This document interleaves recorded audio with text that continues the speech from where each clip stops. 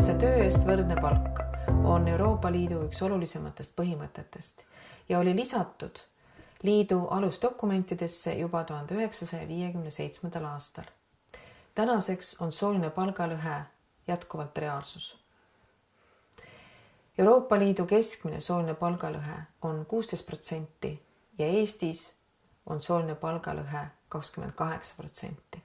Seega on Eesti riik Euroopa Liidus, kus on sooline palgalõhe kõige kõrgem. Sooliseks palgalõheks nimetatakse erinevust meeste ja naiste palkade vahel. Selleks, et suurendada teadlikkust soolisest palgalõhest, kutsus Euroopa Komisjon ellu võrdse palgapäeva. Alates 2011. aastast tähistatakse seda päeva Euroopas iga-aastaselt.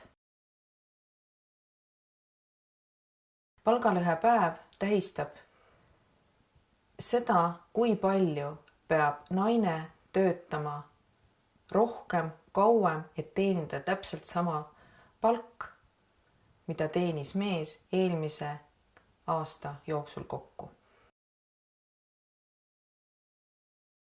Eksisteerib mitmeid keerukaid ja üksteisest sõltuvaid põhjuseid, nagu näiteks sooline otsene diskrimineerimine, tööde jagunemine meeste töödeks ja naiste töödeks, naiste töö vähene väärtustamine, tasakaalu puudumine töö ja pereelu vahel, traditsioonid ja soolised stereotüübid.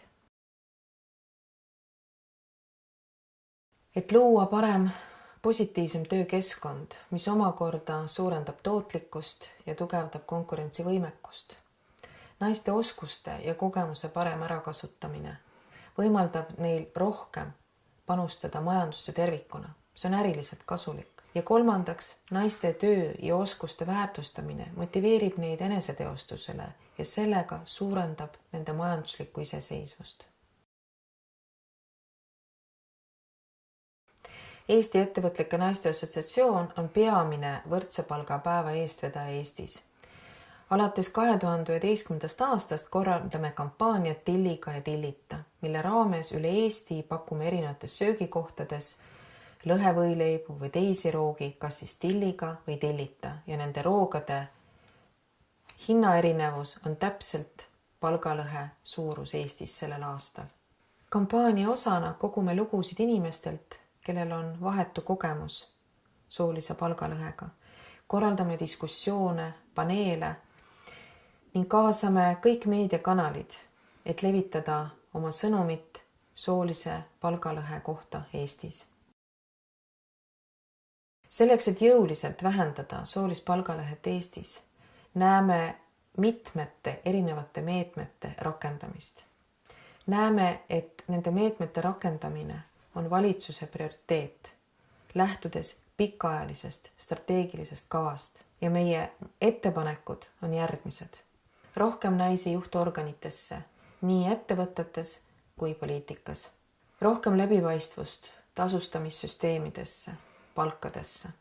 Hinnata töökohad, et oleks võimalik määratleda samaväärset tööd ja võrrelda nende samaväärsete tööde vahel ka palkasid.